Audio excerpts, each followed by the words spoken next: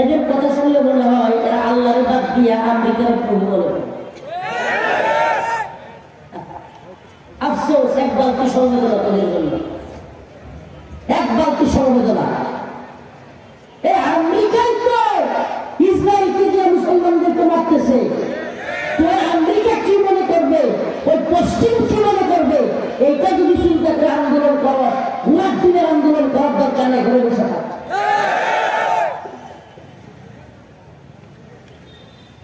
ওই ঘোরার দিনের আন্দোলনের দরকার নাই যেটা আমেরিকায় খুশি করে করা হয়। আমরা মুসলমান এবার কয়েকটি একটা লেখছে ফেসবুকে, একটা অনেকগুলি, আজকে যে স্বাধীনতার স্বাদ অনুভব করতেছেন, জেলখানায় ছিলেন হাসিনার সঙ্গে, এখন যে সুন্দর পরিবেশে থাকতে পারতেছে, এটা আমেরিকার কারণে। আমেরিকায় নাকি হাসিনার পতন ঘটাইছে, এই জন্য আমরা এখন স্বাধীনতা পেয়েছি। এরা আহম্মদের দল, এদেশের মুসলমান আমেরিকার কথায় হাসিনার বিরুদ্ধে রাজপথে নামে নাই, কথা বল না। আমেরিকার কথায় আমরা ময়দানে নামি নাই, আমেরিকার কথায় জেল খাটি নাই, আমেরিকার কথায় রিমান্ডে যাই নাই। আমরা আল্লাহকে বিশ্বাস করি, আমরা এটাও বিশ্বাস করি যে আল্লাহর নাফরমানি হাসিনা বেশি করে ফেলছিল, এই জন্য আল্লাহ পাক পুরো জাতিকে এমন ক্ষিপ্ত করেছেন, গোটা জাতি নাইমা গিয়া আল্লাহর রহমতে হাসিনার পতন ঘটছে। আমরা এটা বিশ্বাস করি। আর তোরা যারা আমেরিকার, শেখ হাসিনা কিন্তু বলছিল যে আমেরিকার মদত আছে এবং আমেরিকার কিছু টাকা পয়সা, তাইলে কিন্তু বাস্তবতা আছে যে কিছু কিছু লোক মনে হয় আমেরিকার কথায় আমেরিকার টাকা খাইয়া হাসিনার বিরুদ্ধে আন্দোলন করছে। এটা এখন বোঝা যায় আমরা আমেরিকার টাকা খাই আন্দোলন করি। প্রিয় ভাইরা আমার, বন্ধুগণ আমার, একটা জিনিস মনে রাখবেন, কথাগুলো যারা বিচক্ষণ একটু ভালোভাবে ক্যাচ করার ধরার চেষ্টা করবেন। আমাদের বাংলাদেশে কেউ ভারতপন্থী, আবার কেউ আমেরিকানপন্থী, কেউ চীনপন্থী, কেউ রাশিয়ানপন্থী। বাস্তবে বাংলাদেশে কেউ পরিপূর্ণ স্বাধীন না, মানসিকভাবে স্বাধীন না, নিজেই স্বাধীন হতে চায় না। গোলামি করতে করতে সব গোলামের জাতি আছে। কোনটা ভারতের গোলামি করে, আবার কোনটা আমেরিকার গোলামি করে, কিন্তু এরা বুঝে না এই তথাকথিত বিশ্ব মৌলাই গোটা পৃথিবীর মুসলমানদের উপর জুলুম করতেছে। আমেরিকার দূতাবাস ঘেরাও করিয়া ফিলিস্তিনিদের কিছু করতে পারবেন না, উল্টা আমাদের উপর জুলুম শুরু হবে। তাইলে এবার আমেরিকার প্রভু হইলে আমেরিকার সিজদা দেব। এখানে আমার আসার কথা ছিল, সম্ভবত একদিন এক রমজানে আমার দাওয়াতও ছিল, কিন্তু ওনাদেরকে আমি বারবার আগে থেকেই না করতেছিলাম যে রমজানের ঠিক এই আগ মুহূর্তে প্রোগ্রামটা নিয়েন না, কারণ রমজানের সকলেরই প্রস্তুতির বিষয় থাকে। আসলে কি, আমরা ঈদে অনেক আনন্দ হই, কিন্তু মুমিনের জন্য রমজান আসলে আনন্দ পাওয়া উচিত। রমজান ক্ষমার মাস, সারা বছরেও মনে হয় এতটুকু আমল করেন না যেটা রমজানে করে। এটা বাস্তবতা। এই জন্য রমজানের প্রস্তুতিটা আগে আগে নেয়া। যাই হোক, কিছুটা অসুস্থও ছিলাম। ঘটনাক্রমে যদি আমি আগের দিনের প্রোগ্রামগুলোতে, বগুড়ায় প্রোগ্রাম ছিল 27 তারিখ, যদি ওই দিন আসতে পারতাম তাইলে কিন্তু আপনাদের এখানে অসুস্থ অবস্থায় চলে আসতাম, কিন্তু আমি 27 তারিখের প্রোগ্রাম বগুড়া দিয়ে আসতে পারিনি, অসুস্থতা বেশি ছিল। মানুষ বুঝে না, দাওয়াত দেওয়ার সময় একেবারে মাথায় ওঠা। এই যে দেখলেন না, আমার এক প্রিয় ভাই হুজুর সবার সামনে বললো যে আমার মাদ্রাসায় যেন হুজুর মাহফিলে যায়। আপনারা সবাই একেবারে হুজুরকে আবেগে হাত তুললেন। আমার খবর ঠান্ডা আপনারা হুজুরে কিন্তু হাত তুললেন। এই যে প্রোগ্রামে দাওয়াত দেওয়ার আগে কত চেষ্টা, কত ফুরসত, কত জন করে। তখন যখন দাওয়াত দেয় তখন এই হুজুরের চাইতে বড় হুজুর কেউ নাই, বলে যে আমনি পিসা, আমনি সব, আমনি আমিষা। হুজুর খালি দাওয়াতটা মিস করলে হুজুরের চেয়ে খারাপ দুনিয়াতে হুজুরের কি হইলো, হুজুরের বাড়ির কি হইলো, হুজুরের পরিবারের কি হইলো, এটা দেখবার টাইম নাই। হুজুরের চোদ্দ গোষ্ঠী গাইয়ে দুঃখে উদ্ধার করে। তাইলে উচিত না যে আগেই সতর্ক থাকা, হুজুর তো মানুষ, অনুভব না। যাক, ওনাদেরকে আমি শুকরিয়া আদায় করি। প্রোগ্রাম মিস করলেও তারা কোনো বাজে কোনো কথাবার্তা বা অন্যান্যদের মতো ফেসবুকে লেখালেখি বা খারাপ কিছু করে নাই। তারা চেষ্টা করছে যে হুজুর যেহেতু আসতে পারে নাই, হুজুর যেন আমাদেরকে আরেকটা ডেট দেয়। আমি তাদেরকে যেদিন গেছে অনেক কম বয়ান করছি, এটা ওয়াজ করছি তাদেরকে যে আপনারা যে আইসেন, আমারও যদি কোনো সমস্যার কারণে, অসুস্থতার কারণে না যাইতে পারে, ওরা আপনাদের এলাকায় আপনাদের উপায় কি থাকবে এটা বুঝে নেওয়া ফেলবো। ওরা আমি চিন্তা করলাম আল্লাহ না করে সত্যি সত্যি যদি মিস হয়ে যায় এদের ইজ্জত শেষ। এই কারণে এই হুজুরের শ্বশুর বাড়ি থাকছি রাত্রে এসে এই হুজুরের শ্বশুর বাড়িতে থাকছি, তাও যেন তারা নিশ্চিন্ত থাকে যে হ্যাঁ হুজুর আসতে। দেখুন, আমাদের কাজগুলো যেন দিনের জন্য হয়, কার জন্য? আল্লাহর জন্য হয়। এই লৌকিকতা আর দুনিয়ার হায়াতের জন্য যেন না হয়। আমাদের দিনই কাজগুলো কার জন্য হইতে হবে? কুল্লু সালাতি ওয়া নুসুকি ওয়া মাহইয়ায়া ওয়া মামাতি লিল্লাহি রাব্বিল আলামিন। আমার নামাজ, আমার কুরবানি, আমার হায়াত, আমার মৃত্যু সব কিছু একমাত্র কার জন্য? চিৎকার করে বলেন কার জন্য?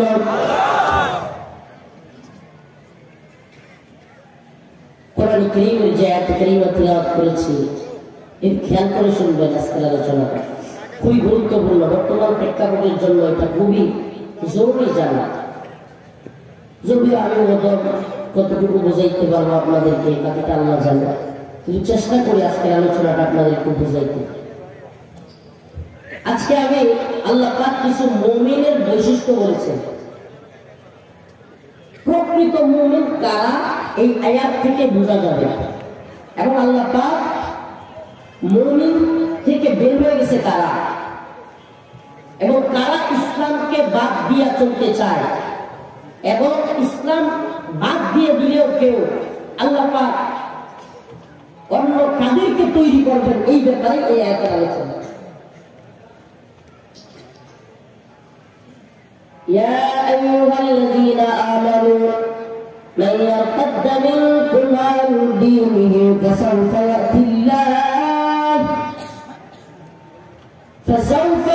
الله بقوم يحبهم ويحبونه أذلة على المؤمنين أعزة على الكافرين।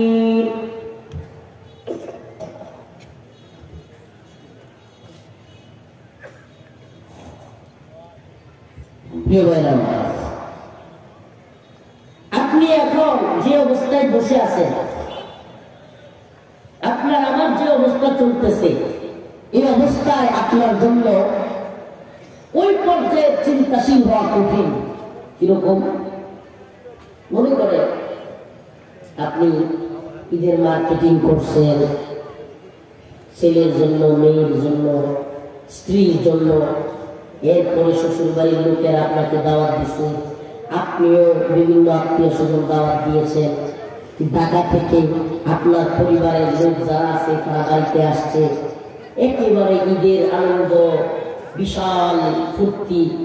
ঈদের দিন সকালবেলা সুন্দর কইরা কাপড় চোপড় গুলো, নতুন জামা কাপড় গুলো নিজে কইরা বাচ্চাদেরকে পড়ায়া, সেমাই পিরনি খায়া, মাঠে গিয়া সবার সাথে কুলাকুলি কইরা, আনন্দ কইরা, দীর্ঘদিন পরে শহরে থাকা বন্ধুদের সাথে দেখা কইরা আনন্দ আত্মহারা, তারপরে বাড়িতে এসে আবার গরুর গোশত দিয়া রুটি গরম গরম খাইয়া ঈদ উদযাপন কইরা এরপরে বিকেল বেলা বিস্কুট খায়া Coca Cola seven up Pepsi যা বলছে ডক করে গিয়া এখন মাহফিল হইয়া আপনি বুঝবেন না ফিলিস্তিনের প্রকৃত পরিস্থিতিটা কত ভয়াবহ। এই যে হালতগুলো বললাম এগুলো আমাদের সবার না, আনন্দ করলাম, ঈদ উদযাপন করলাম, ঢাকা থেকে মেহমানরা বাড়িতে আসলে সবাই একসাথে বসলাম, আড্ডা দিলাম, চা খাইলাম, কফি খাইলাম, সবাই মিলে গল্প করলাম। নাউজুবিল্লাহ কেউ কেউ ইসরায়েলের অবৈধ পণ্য Coca Cola seven up Pepsi এগুলো খাইলাম, খাই না এগুলো আর খাবেন। আপনি একটা ইসরায়েলি পণ্য কিনলেন, ওই টাকাটা দিয়ে ওই ইসরায়েলিদের ব্যাংকে জমা হলো, ওই টাকা দিয়ে ইসরায়েলিরা মিসাইল কিনলো, অস্ত্র কিনলো, আপনার আমার মুসলমান ভাইদেরকে মারলো। আপনি কেমন ফিলিস্তিনের পক্ষে দাঁড়ালেন? আপনি বলেন বাংলাদেশ থেকে আমরা কি করতে পারি? অনেক কিছু করতে পারেন। এই যে পটাগঞ্জ বাজারে যে সমস্ত ইসরায়েলি পণ্য ঢুকবে, এই গাড়িগুলো বন্ধ করে দিবেন যে আমাদের বাজারে গাড়ি ঢুকতে পারবে না। আপনি ফিলিস্তিনিদের জন্য করতে পারেন না? বলেন অবশ্যই করতে পারেন। এই পটাগঞ্জ বাজারে যেন একটা ইসরায়েলি পণ্যের গাড়ি ঢুকতে না পারে। ড্রাইভারকে আসলে বলবেন ভালোই ভালোই ফিরে যা, আর যদি ফিরে না যাস সাইজ করে ছেড়ে দিন। এরপরে দোকানদারকে ক্যাম্পেইন করবেন, এই ভাই সাবধান, কোন ইসরায়েলি পণ্য তোমার দোকানে রাখবা না, আর যেগুলো আছে ওগুলো ফেরত দাও, ওগুলো ফেরত দিয়ে দাও। তোমার টাকা লস হোক আমরা চাই না, কিন্তু ওগুলো ফেরত দিয়ে দাও, না হলে ফেলে দাও। প্রয়োজন হলে 2-1 মিলে টাকা দিয়ে দিবেন যে লস হয়ে যাক, কিন্তু তোর দোকান থেকে আর একটা পণ্য যেন ইসরায়েলি বিক্রি না হয়। এরপর যদি বেশি কাউকানি করে যে আমার টাকা দিয়ে দিলে আমি বিক্রি করবো, তাহলে 2-1 সব করবো। মুসলমানদেরকে যে ইসরায়েলিরা কেমন আমরা হইলাম, এই যে বদলগুলোতে বোমা মারতে মারতে পাউডার বানিয়ে ফেলছে, উপর থেকে এত বড় বড় বোমা ফেলছে মুসলমানদের উপর। এই বোমা ধোঁয়া আকাশে উঠছে, এই বোমা স্প্রিন্টার গুলো উঠতেছে, এই ধোঁয়ার উপরে উঠে গেছে লাশ, উঠতেছে ধোঁয়ার উপর দিয়া মানুষের, মুসলমানদের লাশ। ভিডিও আপনারা দেখেন না?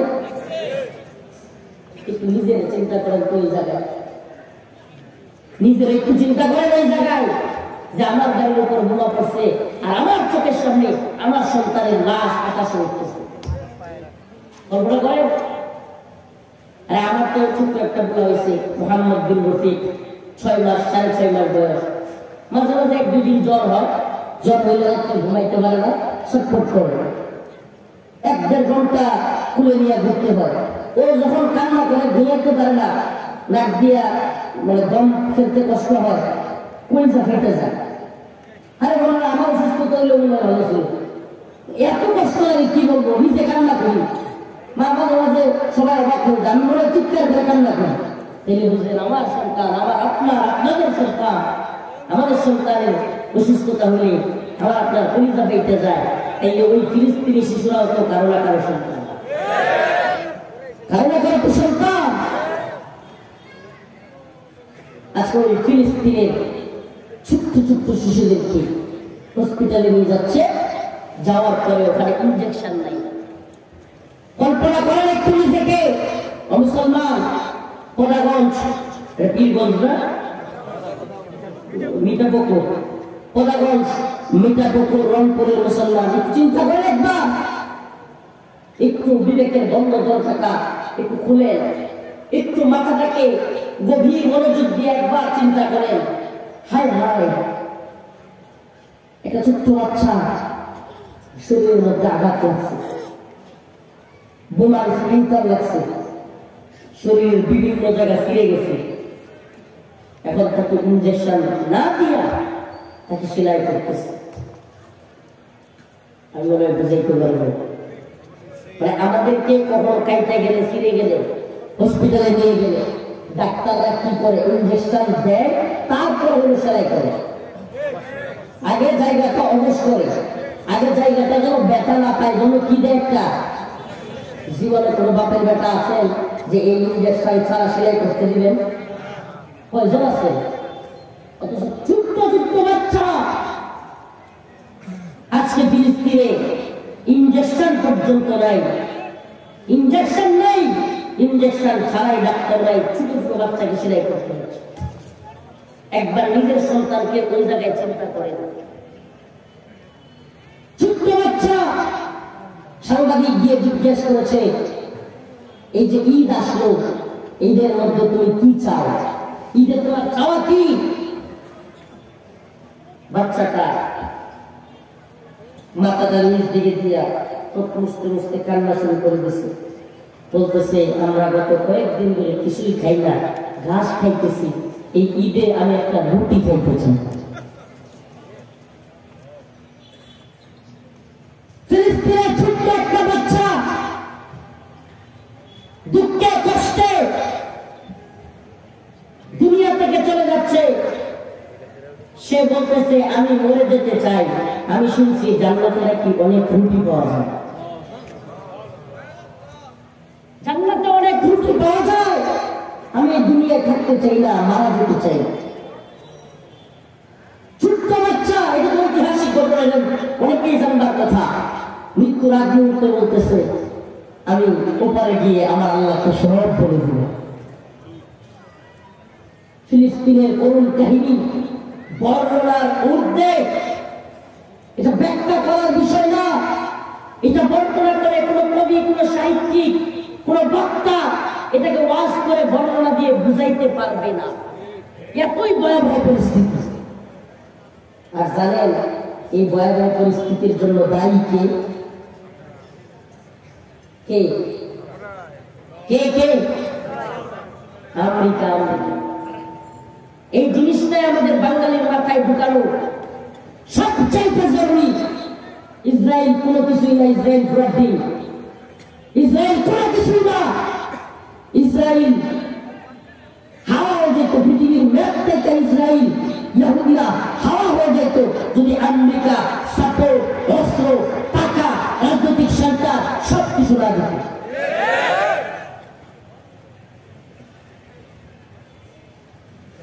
গতকালকে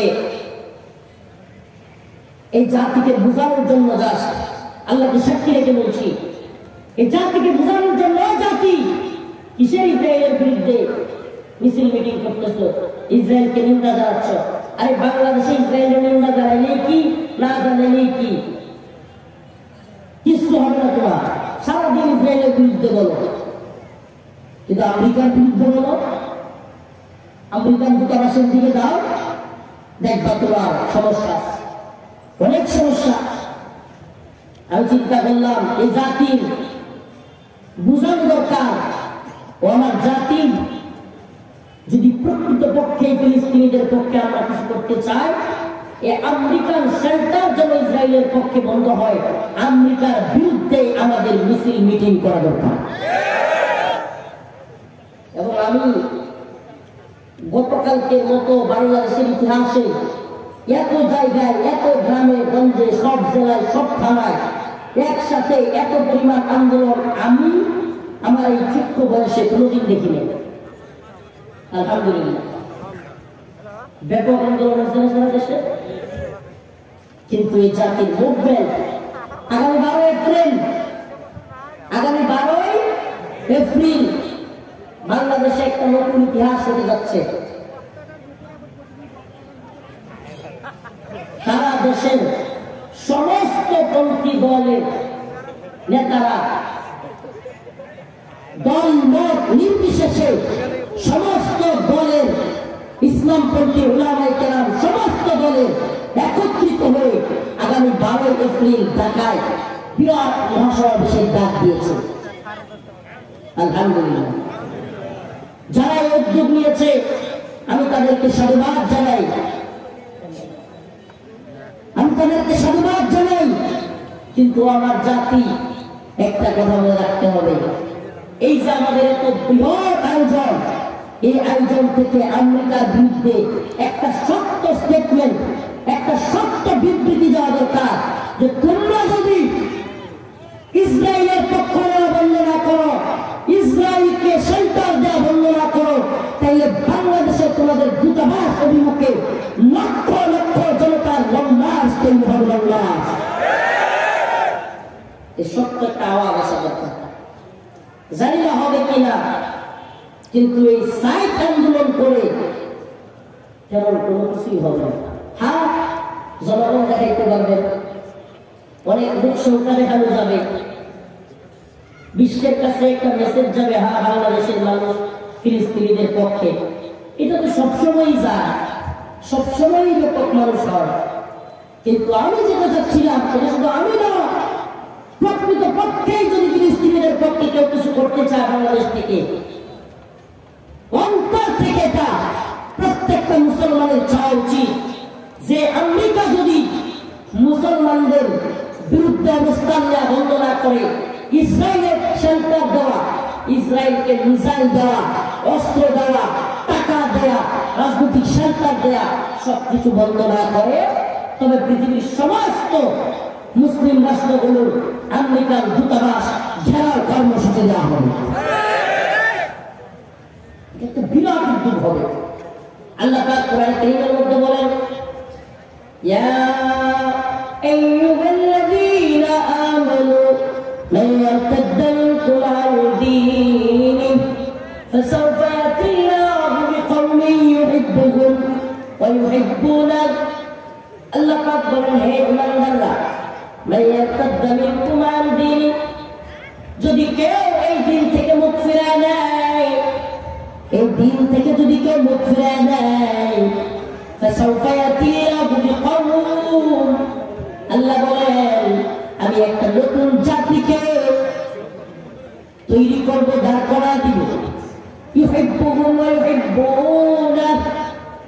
আবার বলছি, প্রথম কথা মনে আছে, আল্লাহ পাক বলেন প্রকৃত ঈমানদার, প্রকৃত পক্ষে মুমিনের সিফাতগুলো আল্লাহ পাক এই আয়াতে কারিমার মধ্যে বলতেছেন। ইউহিব্বুহুম, আল্লাহ বলেন তারা আমাকে ভালোবাসবে, ওয়া ইউহিব্বুনাহু, এবং তাদেরকেও আমি আল্লাহ ভালোবাসবো। কয়টা হলো? দুইটা। নাম্বার 1, আল্লাহ বলেন তারা আল্লাহকে ভালোবাসবে, আমি আল্লাহ তাদেরকে ভালোবাসবো। আদিল্লাতিন আলাল মুমিনিন। নাম্বার 3 হলো তাদের অন্তরটা হবে মুমিনের জন্য দয়াশীল। তাদের অন্তরটা কেমন হবে? মুমিনের জন্য দয়াশীল। ওই ফিলিস্তিনের মুসলমান মারা যাবে গাজায়, কিন্তু বাংলাদেশে বসে তার অন্তরটা কাটা করবে। ওই পদাগঞ্জ বাজারে যদি কোন ব্যক্তি তোমার ভাইকে আঘাত করে, তোমার ভাইকে যদি কেউ মারে, তুমি শোনার পরে যদি শোনো তোমার ভাইয়ের মাথা ফাটাই ফেলছে, দৌড়ে চলে আসো, তোমার অন্তরের মধ্যে ব্যথা লাগে, লাগে কি লাগে না? কথা বল না, লাগে কি লাগে না? যখন শুনবেন আপনার ভাই পদাগঞ্জ বাজারে মেরে খাইছে, তখন ঠিকই আপনার অন্তরের মধ্যে ব্যথা লাগবে, দৌড়ে চলে আসবে। পদাগঞ্জ বাজারে তোমার ভাই আঘাতপ্রাপ্ত হলে যেমনি ব্যথা লাগে, ওই ফিলিস্তিনের মুসলমান সেও তোমার ভাই। ইন্নামাল মুমিনুনা ইখওয়া, মুমিন মুমিনের ভাই। আর মুমিনের এক মুমিনের শরীর আর এক মুমিনের শরীর এমন, আল্লাহ রাসূল বলেন পুরো পৃথিবীর মুমিনের শরীর যেন একই শরীর। আল মুমিন কাজাসদিল ওয়াহিদ, মুমিনের শরীর হলো যেন এক দেহের মতো, এক দেহ। দেখেন না, মনে করেন ডান হাতে খাইতে গেছে, এখন খাইতে নিয়ে জাল লাগে কি লাগে না? ভালো লাগে। খাবার সময় হাতের মধ্যে জাল লাগে, ডান হাত দিয়ে খায়, এইবার খাওয়ার সময় যখন জাল লাগে, বাম হাতের মধ্যে এমন করে কি করে না? বাম হাতে ব্যথা পাইছেনি, পায় নাই, তাইলে বাম হাত নড়ে কেন? বাম হাত নড়ে, এই যে ব্যথাটা এই হাতের মধ্যে লাগছে, এই জালটা তার কলিজায় গিয়ে আঘাত করেছে। আর দেহের মধ্যে কলিজা যেহেতু একটাই, পুরা দেহ ওই জালের কারণে, ওই কাটার কারণে আঘাতপ্রাপ্ত হয়। পুরা পৃথিবীর উম্মতে মুসলিমা যেহেতু এক দেহের নেই, সেহেতু পৃথিবীর যে কোনো জায়গায়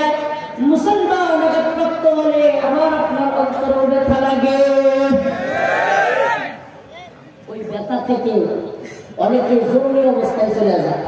জরুরি অবস্থা কি? খালি মনে মনে কান দেয়, কিন্তু কি করতে হবে এইটা জানে। আমাদের দেশে এই লোকের অভাব নেই, আছে? দেখেন আল্লাহ কি বলে, আল্লাহ বলে ও আমার বান্দা তুমি কি করবা, এটা কোরআনের মধ্যে আমি দিয়ে দিয়েছি। ইউহিব্বুহুম ওয়া ইউহিব্বুনা, আল্লাহ বলেন তারা আল্লাহকে, আমি আল্লাহকে ভালোবাসবে, আমিও তাদেরকে ভালোবাসবো। আদিল্লাতুল আলাল মুমিনিন, তারা মুমিনদের ব্যাপারে নরম হবে। আইসাতুল আলাল কাফিরিন, কাফেরদের ব্যাপারে হবে শক্ত। সুবহানাল্লাহ। মুমিনদের ব্যাপারে নরম, কিন্তু কাফেরদের ব্যাপারে গরম। ইউজাহিদুনা ফি সাবিলিল্লাহ, তারা আল্লাহর রাস্তায় জিহাদ করবে। সুবহানাল্লাহ বলুন না। মুমিনের আরেকটা সিফাত কি? তারা আল্লাহর রাস্তায় জিহাদ করবে। আল্লাহ বলেন ওয়া মা লাকুম লা তুকাতিলুনা ফি সাবিলিল্লাহ ওয়াল মুস্তাদাফিনা মিনার রিজাল ওয়ান নিসাই ওয়াল ওয়িলদান আল্লাযীনা ইয়াকুলুনা রব্বানা আখরিজনা মিন হাযিহিল ক্বরয়াতিজ যালিমি আহলুহা ওয়াজআল লানা من لدنك وليا واجعل لنا من لدنك نصيرا الله وما لكم لا تقاتلون في سبيل الله তোমাদের কি হয়ে গেল রে মুসলমান, তোমরা কেন যুদ্ধ করছো না? মুজাহিদুনা ফি সাবিলিল্লাহ, অথচ মুমিনদের সিফাত হলো আল্লাহর পথে জিহাদ করে। ওয়ালা ইয়াখাফুনা লাওমাতা লাইম, আর তারা আল্লাহর পথে জিহাদ করতে গিয়া কোন নিন্দুকের নিন্দার পরোয়া করে না।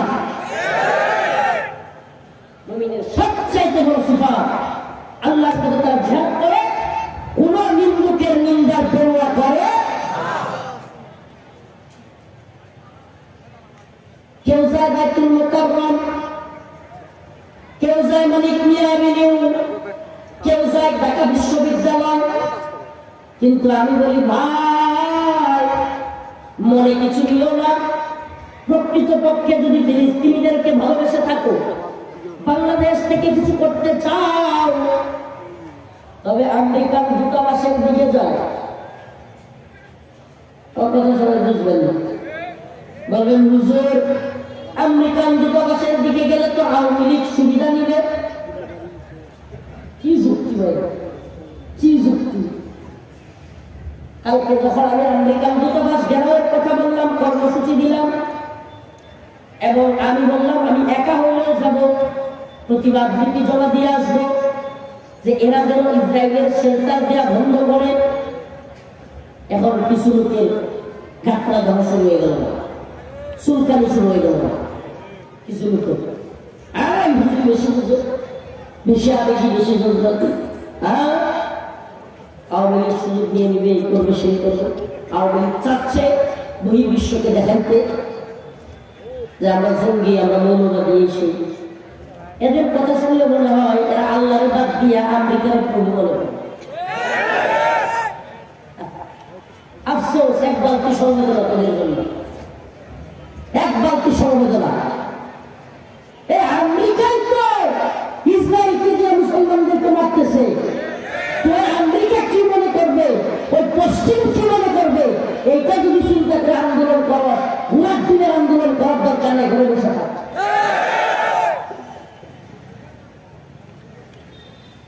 ওই ঘুরার দিনের আন্দোলনের দরকার নাই, যেটা আমেরিকায় খুশি করে করা হয়।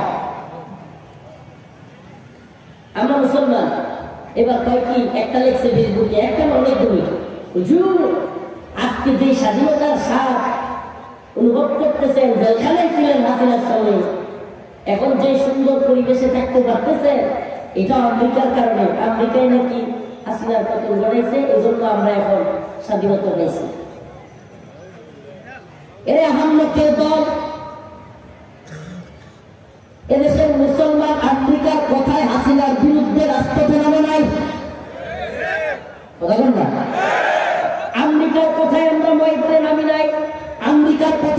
খাটি নাই, আমেরিকার কথায় রিমান্ডে যাই নাই।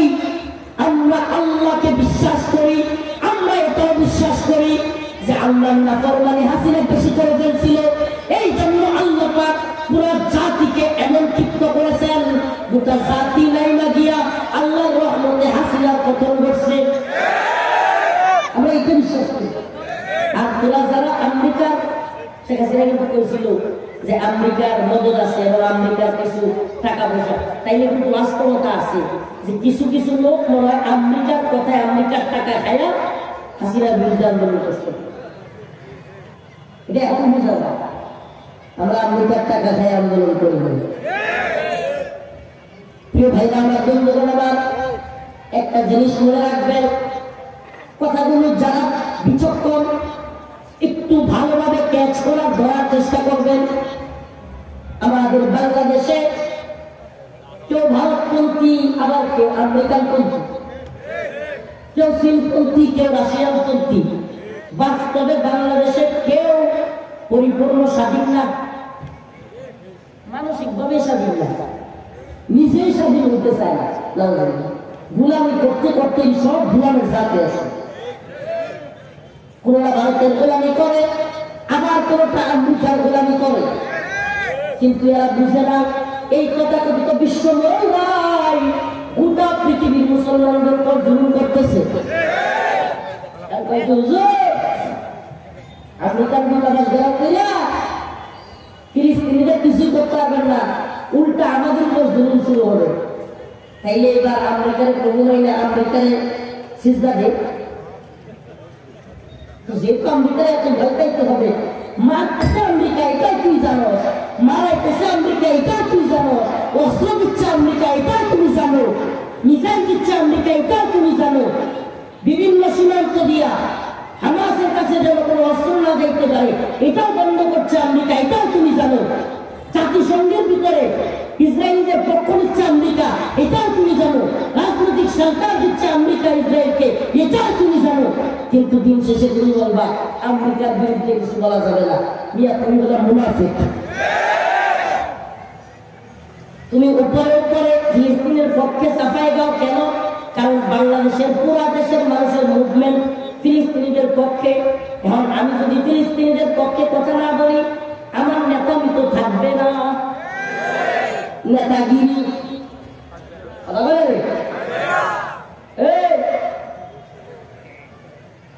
একটু বিচক্ষণতার সাথে বুঝবার চেষ্টা করবেন। গোলামীর জিন্দিগি বাদ দেন, আল্লাহর গোলামি করবেন। আল্লাহর গোলামি করি কার?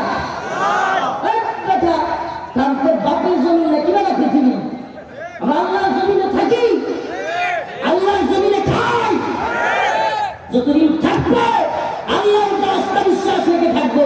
পৃথিবীর কোন তাগুতকে, পৃথিবীর কোন জালেমকে, সারা পৃথিবীর সবচাইতে ক্ষমতাধরকে পূর্ণ করি না, গোলামি করি না, গোলামি করে একমাত্র আল্লাহ। গোলামি করবেন কার? হাসিনা যদি ভারতের গোলাম হয়ে থাকে, তোমরা হলে আমেরিকার গোলাম। আমরা ভারতের গোলাম না, আমেরিকার গোলাম না। আওয়ামী লীগের সময়ে ভারতের বিরুদ্ধে কিচ্ছু বলা যেত না, মনে আছে? সবাই গোলাপ করে ভুলে গেছেন? হাসিনার সময় আওয়ামী লীগের বিরুদ্ধে কিচ্ছু বলা যেত না, সরি ভারতের বিরুদ্ধে।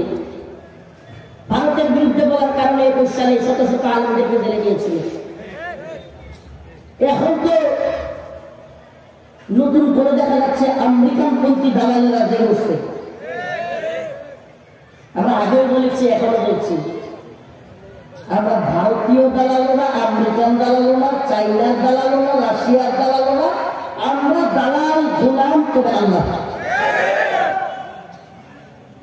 আমরা যে প্রশ্নে ভারতের বিরোধিতা করেছি, আওয়ামী লীগের বিরোধিতা করেছি, সেই একই প্রশ্নে এখন আমেরিকার বিরোধিতা করি, ইসরায়েলের বিরোধিতা করি। প্রশ্নটা কি? ইসলাম। ইসলাম প্রশ্নে, ঈমান প্রশ্নে, দ্বীনের প্রশ্নে ভারতের বিরুদ্ধে যাব, আওয়ামী লীগের বিরুদ্ধে যাব, প্রয়োজন হলে ইসলাম প্রশ্নে, ঈমান প্রশ্নে বর্তমান সরকারের বিরুদ্ধে যাব। ঈমানের দাবি ইমানের দাবি, তার মানে কি আমি আওয়ামী লীগ বিরোধী মানে আমি বিরোধী? হ্যাঁ,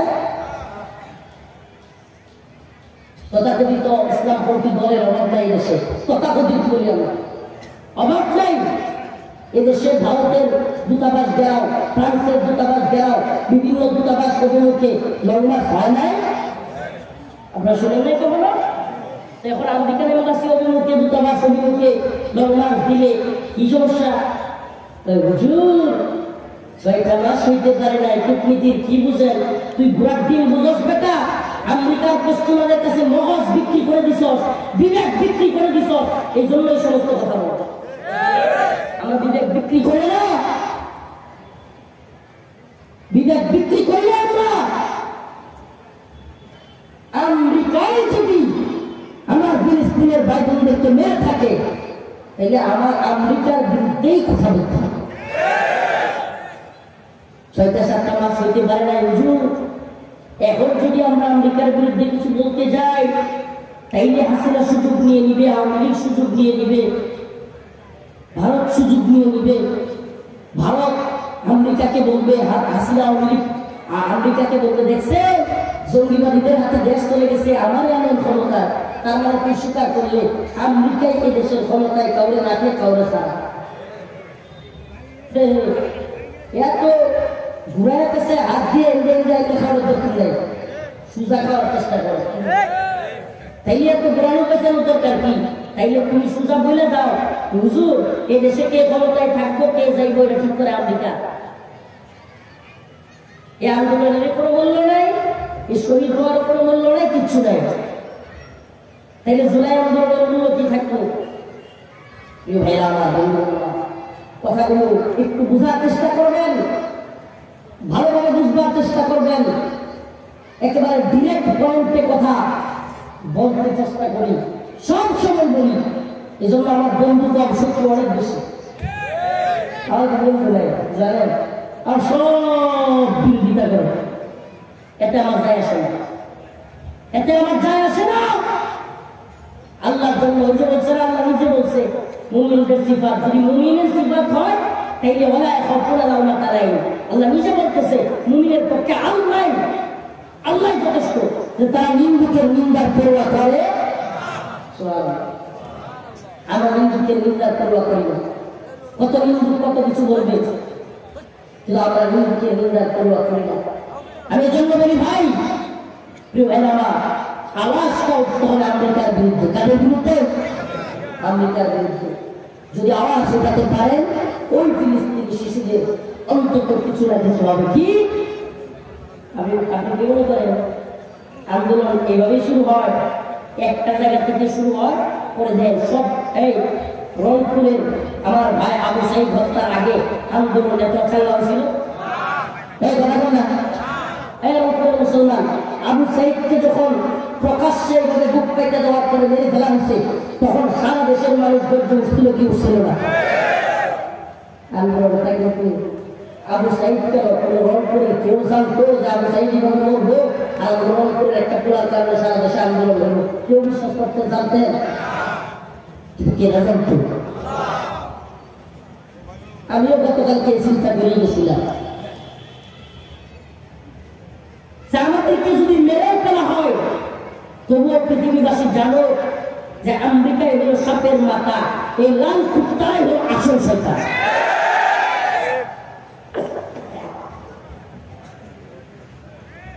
এরাই হলো পৃথিবীতে সবচেয়ে বড় মুসলমানদের শত্রু। আমেরিকার কারণে আফগানিস্তানে 20 বছর যুদ্ধ করতে হয়েছে। আফগানিস্তানে বোমা মারতে মারতে লেগেছে আপনারা। আমেরিকা ইরাকে আমাদের জ্ঞান বিজ্ঞানের শহরকে মাটির সাথে মিশিয়ে দিয়েছিল। আমেরিকা পৃথিবীর এমন কোন জায়গা নাই যে জায়গায় মুসলিম নিধনে এই আমেরিকার হাত পায়।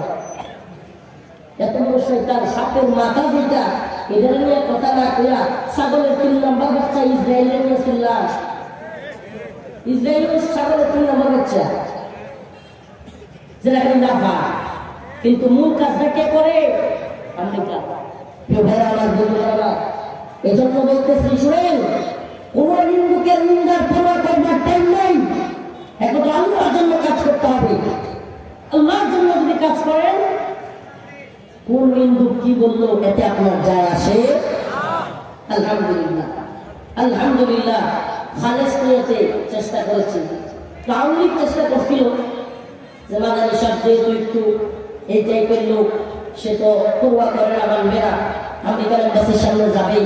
আমরা কিছু লোক রেডি করিয়া আমেরিকান এম্বাসির সামনে একটু হাঙ্গামা করবো, দুই চারটা করতে পারবো, এতে বিরাট লাভ হবে, বিশ্ব মিডিয়ায় দেওয়া।